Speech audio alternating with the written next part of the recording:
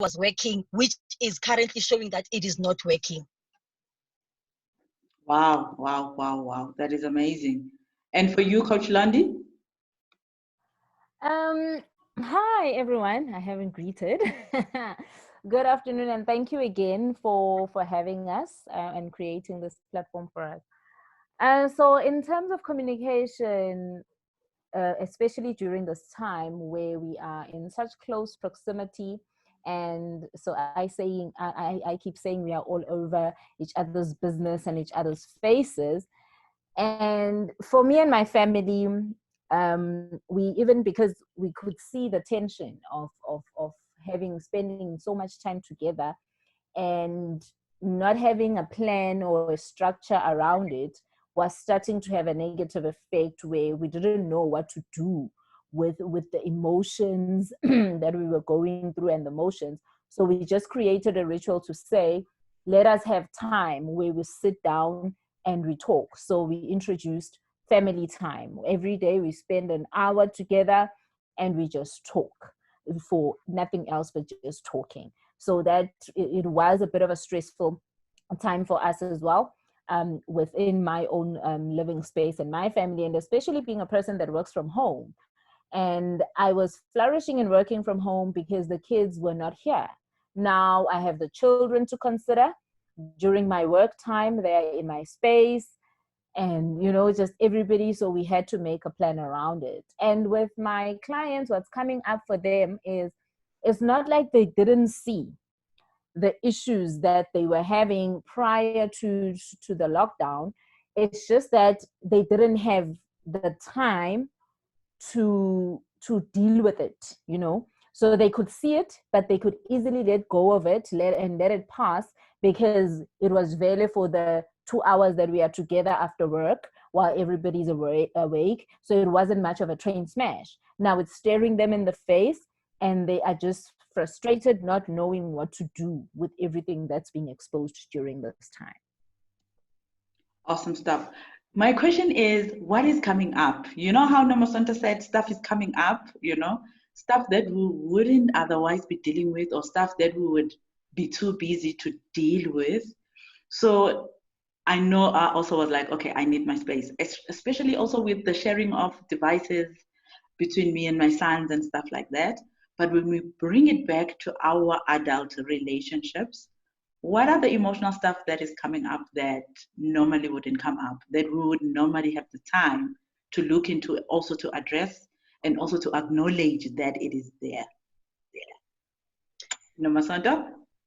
Okay. The first thing that is coming up is that, one, we are angry. A lot of us have been bottling anger, and we were not even aware.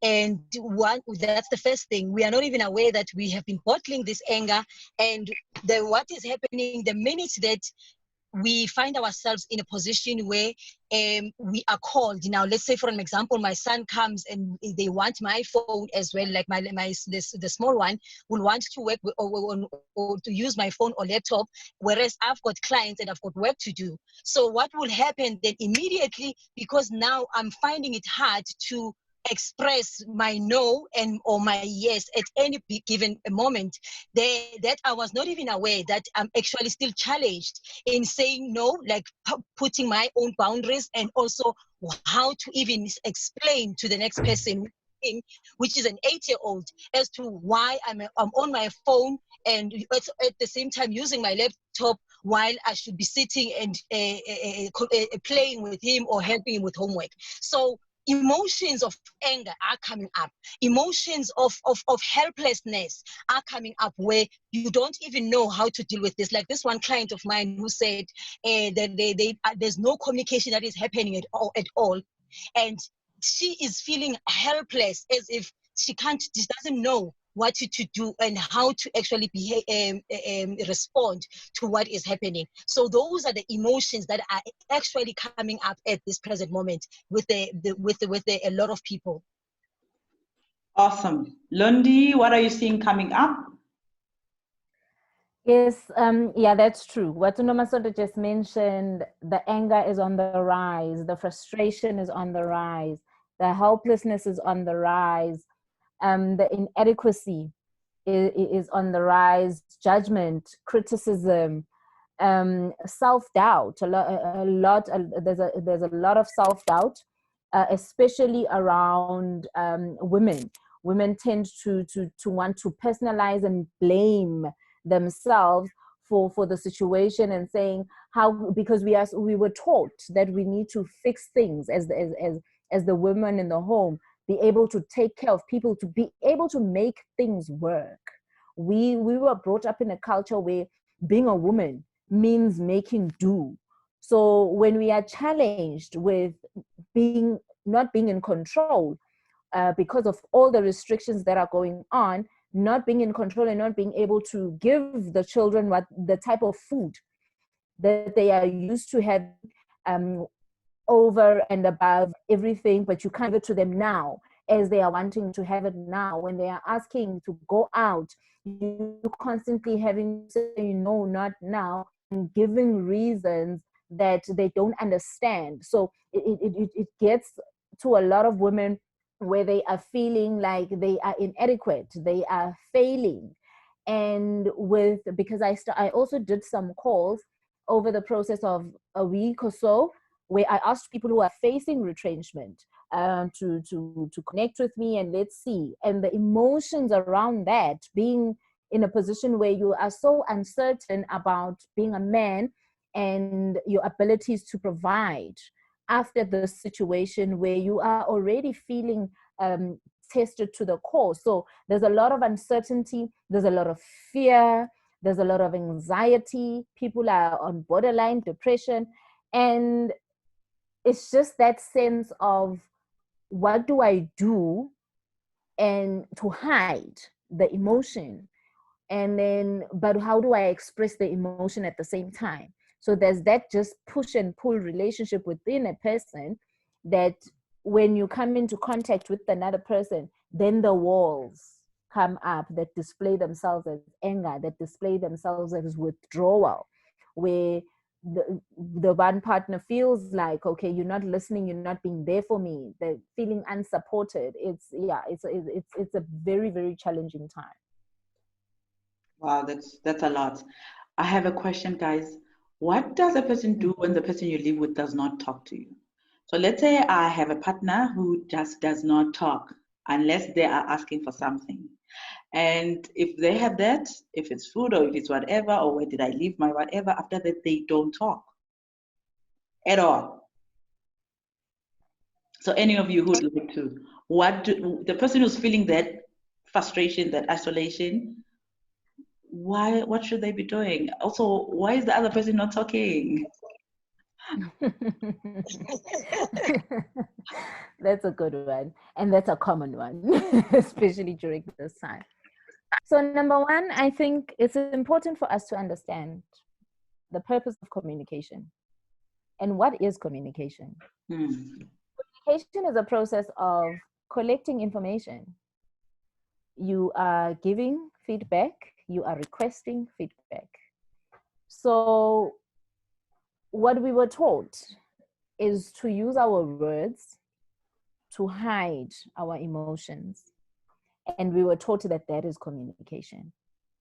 As human beings, as any form of life on planet Earth, we communicate with our aura before we communicate with our words. Aura. Yes, you have an energy field, girl.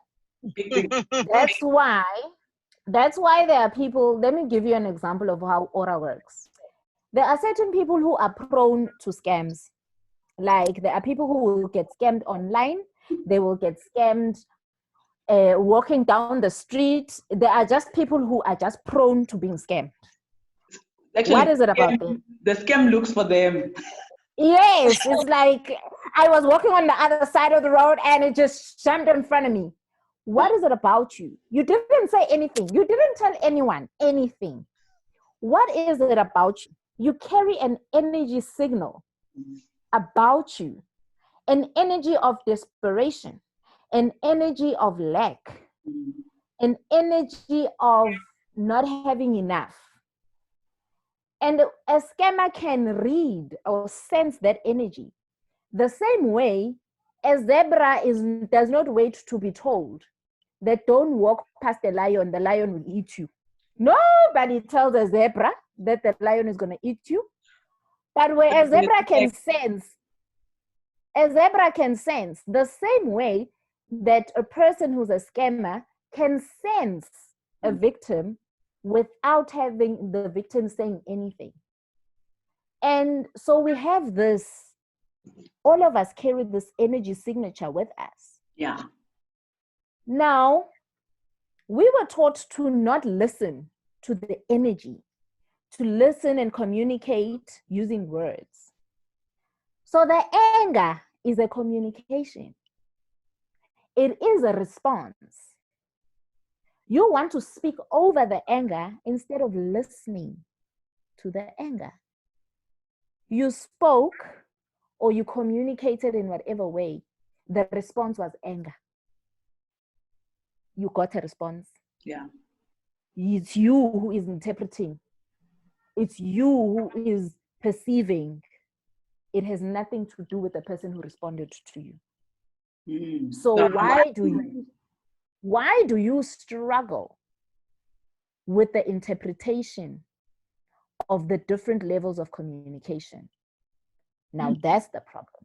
So it's not the other person's ability to communicate. It is your ability to interpret and articulate what the person is communicating with you. This now boils down to, what do you believe about communication? What do you understand communication to be? In your relationship, silent treatment. Okay, Coach Londi, pause, because there's something I want to ask about the interpretation and the different levels, so that we can go back and look into our own personal spaces in terms of how are we leveling up or understanding each level of communication. Asnamasont, why are we not communicating? This person is quiet. Coach Londi has. Yes. Yeah, the person being quiet, the person who's not saying anything. Already at that time, this person is speaking.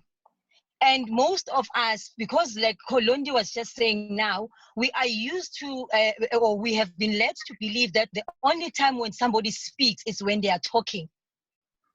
And that's not the only time. Even when that person is quiet and not speaking, they are already speaking to you.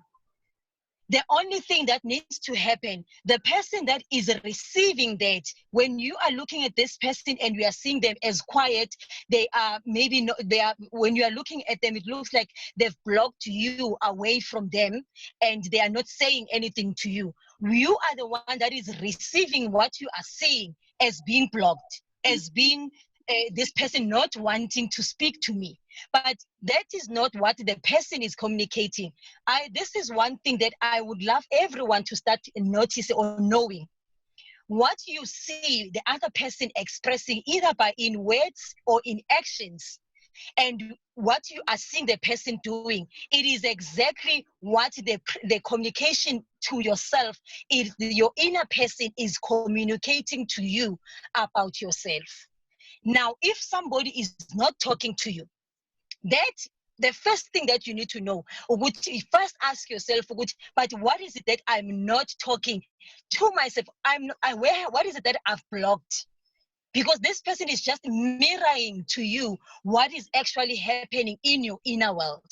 But because we have been taught that people only speak or communicate with us when they are actually expressing in words and in speech, then we think that when they are quiet, they are still not communicating, whereas they are actually do. But in this particular time, it's like they are playing the emotion out for you.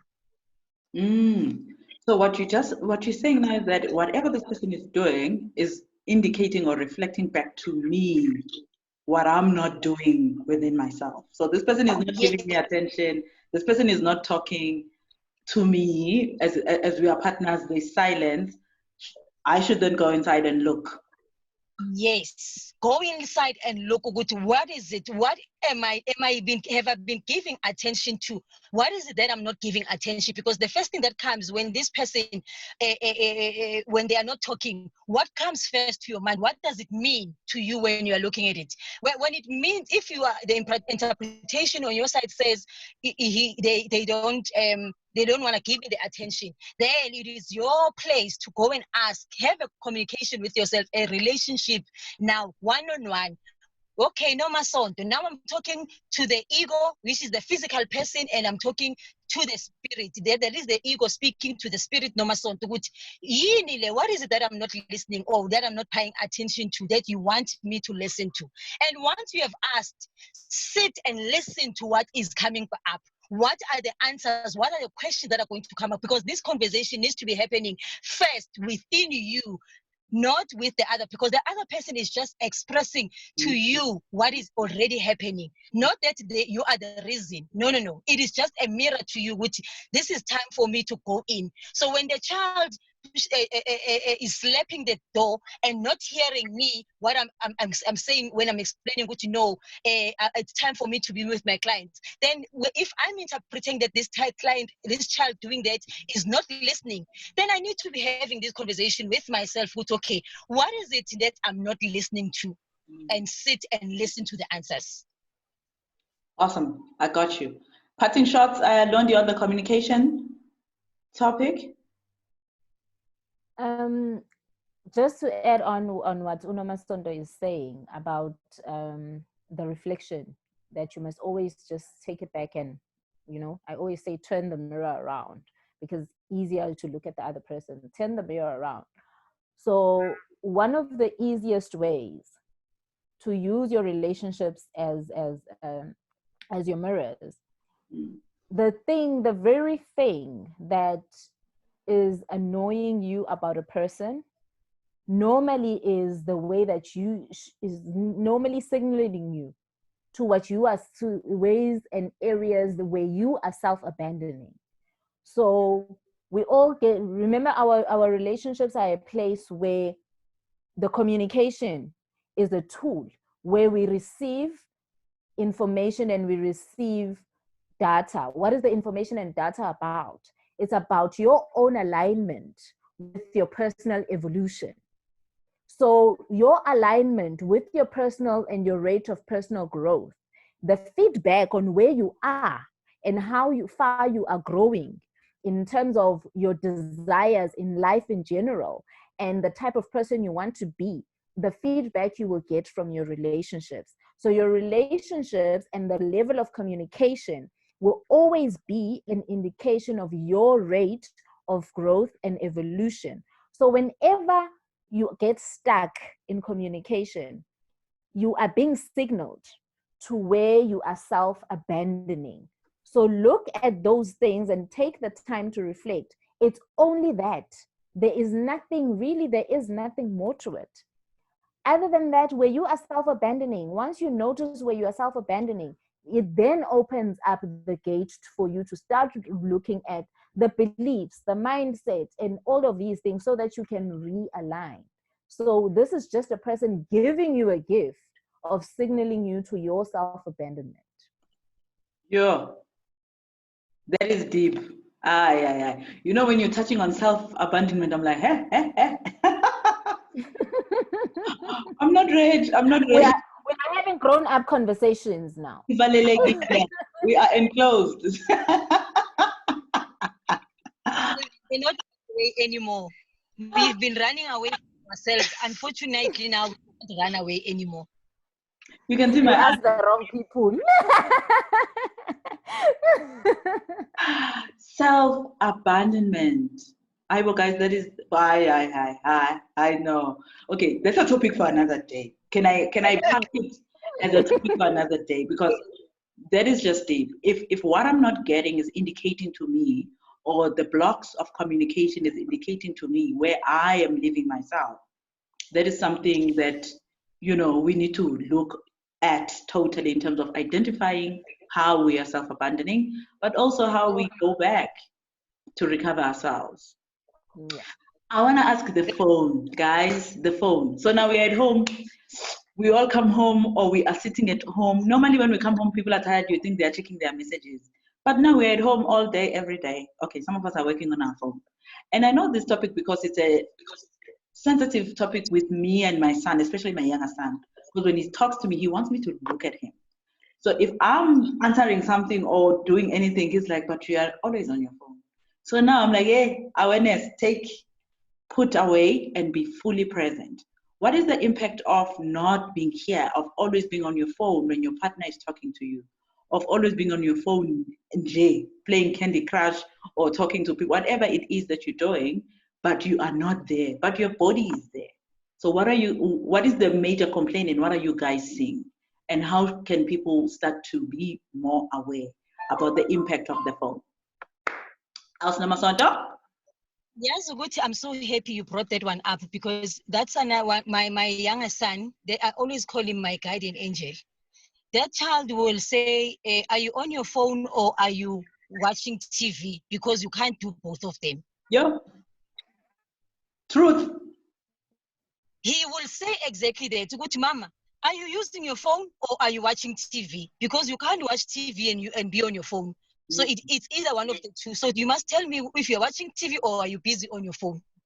And then that is the first thing that must come with, yay, where am I actually? Am I really listening to what he's saying or am I really on watching the TV? What is happening? Hence, this self-abandonment, which is the biggest thing that we are doing in our relationships. And unfortunately, because now we have been abandoning ourselves for a very long time, we are forced to go back because now the minute he says that, it's a question to me that I need to answer and tell a 7, 8-year-old Guti, am I on my phone or watching TV? Because you can't do both of them. So then now it allows me to go back to being present. What is it that I'm doing at the moment? Am I splitting my focus? How is my focus split? Because in reality, you cannot be looking on your phone and at the same time watching TV. It means then one of the two things is getting more of your attention. Now, when we're taking it back to the people that are spending more time on their phone versus being where they are, versus be where they are at home and they far forever. Those are the people who prefer being out there, who are still hanging on to this belief that things are happening outside of yourself. So instead of being present in the moment and understanding what is happening here, what am I called here, they are still looking outside to go and find these things, which is why they are spending more and more time hooked onto their phones instead of being in the moment to where you are at that moment. Yeah, learned. Okay, so the drama with the phone. Wema. Oh God. One of the easiest ways that I have found works when I'm coaching clients and this thing of the phone comes up, and it's not just and it's never about the phone. It's about, again, this is the communication, this is the response you are receiving, and it's your articulation once again of the incident. So there's also something we need to consider when we are relating with each other. And these are our personality types. You know, I coach high achievers and I coach high achievers who are introverts. And one of the biggest struggles for introverts is the fact that in order for us to refuel, I'm saying us because I'm an introvert, in order for us to refuel, we have a need for isolation. Like it's right, oxygen, me needing my personal space. So the personal space is a way that an introvert refuels. And then there are extroverts who are people who need other people's energy in order to be refueled. When I, the introvert, go into and connect with the energy of other people, I feel drained. And then for the extrovert, when they are apart from other people for too long, they feel drained. They literally need to feed themselves with other people's energies. So now where does this put us in a relationship with the dynamics? And it's not just the phone. So it goes back to you knowing the person you are in a relationship with. So where does this what the impact does then this have? There are people, like especially right now, the need for connection. There are people who overestimate what their intimate relationships, how far their intimate relationships can help them meet their human needs. They overestimate this, and they put a lot of pressure on the intimate and romantic relationship to meet all the needs of the partner. And once you do that, you go into a sabotage behavior, because you are now limiting your sources of meeting your needs. And then you are putting pressure onto your intimate relationship. So understand, what is it about? Why is this person, why does he feel the need to connect with other people in my presence? And we need to be realistic about a lot of things as well.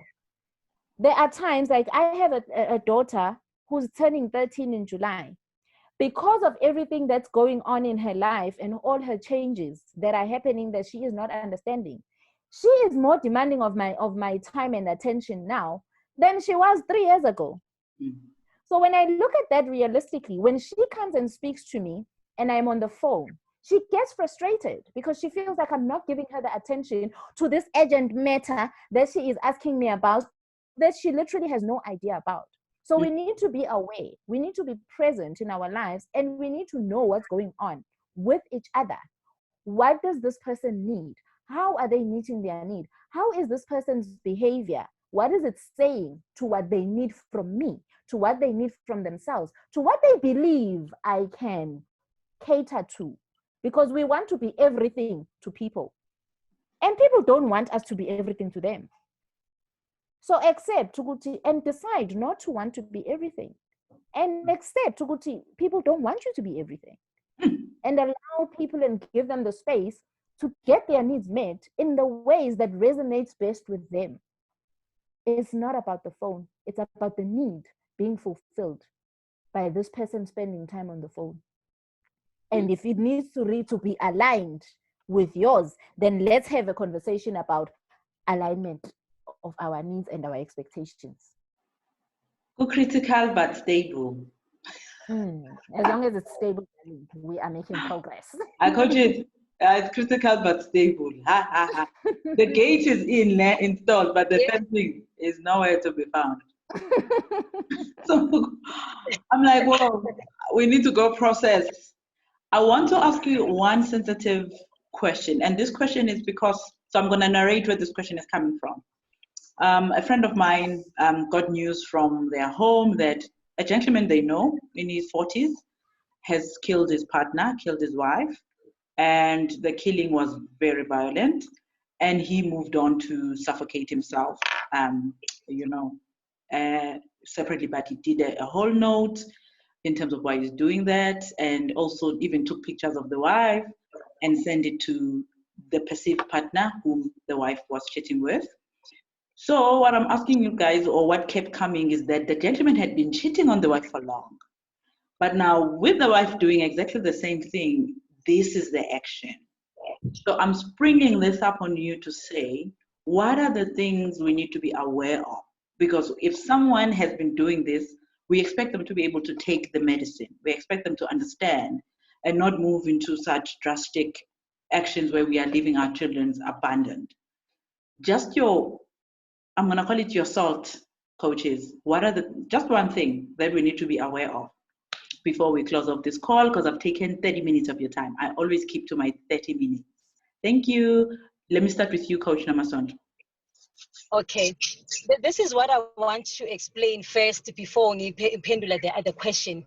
Whatever experience that any person is having at this particular moment in their lives, they already agreed to participate in this lifetime that way. Meaning that if I get into myself in a space where I am being, like in this case, this woman was brutally killed. So what will happen is that this woman, the first thing that we need to be understanding as human beings, we have agreed to participating in this world in a different way. So in as much as me looking at it, I'm like, oh, this person, this thing that is horrible, working to make it happening to them, it's horrible. It's actually not according to their soul made soul mission. It is not horrible. It is exactly what they came here for. Because one of the things that as human beings we do not do is to be fully present in our and feeling pain, so other people will come and say, I will come and take in the pain and feel it in my body, whichever way it will come. So that is the first.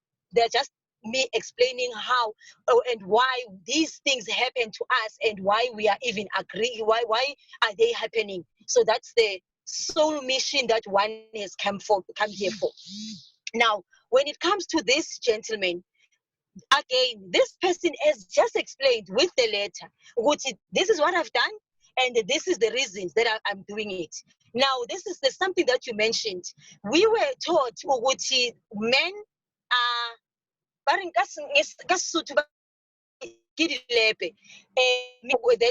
men are allowed to cheat. So if a man cheats, it's fine. Men are hunters, so they can go and cheat, it's okay. Now, because of that belief that is sitting, a lot of men are different from women in terms of experiences. So what I experience as men, a man will not. But what we are forgetting is that at the end of the day, we are all spirits that are experiencing life in far more different ways. So with this gentleman, his belief, it is what is holding him at this moment, holding him hostage. Or what is it that has been believing? He has been believing that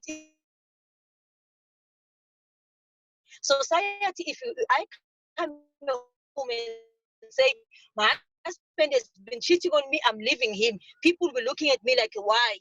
I mean, what is wrong with it? But with a woman, it goes far as because these men are not going to accept it or allow it, or receive it well. So this is what is played out. And in the instance where people end up having such toxic behaviors towards each other, is when you come into a relationship to validate your worthiness, to validate and to meet expectations, the relationship ceases to serve its purpose, which is to facilitate in your growth. You have now transformed and gone against the nature of what a relationship is about. And that relationship is not going to end well in whatever circumstance. The moment you transform the purpose of a relationship and you make it about meeting expectations and you make it a platform for exchanging validation, you have gone against the natural order of what a relationship is about. And when expectations become a cornerstone of a relationship instead of growth, when expectations become a cornerstone of a relationship instead of a platform for the expression of love, what will then happen is exactly what's happening in most brutal relationships, where you find that there is a battle to meet expectations, and there's a battle for between the people for you to understand. I'm going to show you how painful this thing is for me. I'm going to hurt you enough so that you can understand how much you are hurting me by not meeting my expectations, by not validating how good enough I am, by not making me feel like I am enough. When you have totally surrendered and your power and you have given it to somebody else, and you have self-abandoned to that point where the only way you recognize yourself is by looking at how another person recognizes you, you end up in such situations. So the only way that we can combat this is for you to come back and remember that before this person came into your life, who came into your life as an adult, you were there. In life, you came alone, and you're gonna leave alone. You are here just for the expression of who you are. Wow. What are you expressing? Mm. Because what you are getting, the violence, the everything, not to downplay or not to say that it's not severe and it's not serious. It's very severe and it's very serious. But what is it? It is an expression of what you are doing to yourself. If you were to display the self-talk, the self-criticism, and everything you feel about yourself, it will look like the thing you look like in the mirror after somebody has hurt you. Yo. Because of the way you communicate with yourself internally. All the things you say about yourself, the feeling of not being enough, the feeling of being inadequate is as deep as the scars you see in the mirror. Yo, that's a lot. Yo. That is a lot. Coaches, I am with you. Yeah, bo. thank you so much. For me, you've given me too much to go think about. It's like go explore, go reflect, go be aware about, and in all of it, self-accountability, and self-responsibility. That's something that I am picking up from what both of you are Yeah. sharing right now. Your closing comments before we say goodbye? My closing comments, I will say to everyone that is watching and everyone that is going to come in contact with this conversation, you are the most important person in your life. And what you need, only yourself can give. So you have got to pay more than 100% attention to this person that you are. Something like the condition you have just explained, deep our wounds, and some of us will put them in the physical body, just to show how deep, how hurt we are. That instead of you wanting like what we are doing, which is punishing the messenger, which is that we are not saying that what the people are doing is right. No. That is not a conversation for another day, because even the person who is doing that, they are also seeing themselves through what they've just done to you. So it's a two-way stream. So pay attention to the most important person, which is you. And whatever that you are feeling at any given moment will indicate to you how much you are aligned to what you are and who you are, or how much you are misaligned. So please pay attention. Ooh, thank you so much. I with? I'm with you. Yes, I'm saying goodbye. Okay. Anything you're saying goodbye with, so that we go chew on it. Okay, so my final words are self-love. The love you seek from others is the love you need to give yourself first. So self-love, life, and love will always flow through you. If you do not understand how life flows through you, imagine being a woman. The process of giving birth, that is how life flows. The same way that you are able to give life flows through a woman through our different channels. It's the same, the law. Take that as a demonstration of what it means for life to flow through you. And do you know why there are different ways for women to give birth, not just through the natural birth?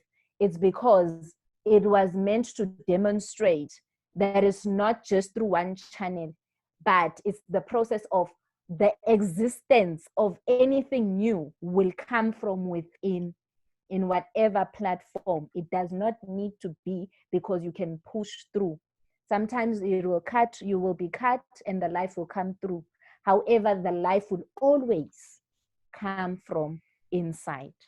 So Oh, self-love, love yourself first, and life and love will flow through you. It's the law. wow. That is so amazing. And tomorrow is Mother's Day. So Coach is next. And you are all mothers. We are ready for tomorrow. We are Too ready. much. My Tomorrow, Mother's Day started early, so I'm blessed. the list are up, breakfast, everything. Yeah. Mm. Oh, thank you so much, ladies, for your time again. I hope to see you soon. So when stuff comes up and we want to talk about these things, please, please, please always keep your doors open for us. Most Not a definitely. problem. Anytime. You know, Definitely. I always say goodbye with the kisses. Okay, bye. Bye-bye. Bye. Bye. Woohoo. Let me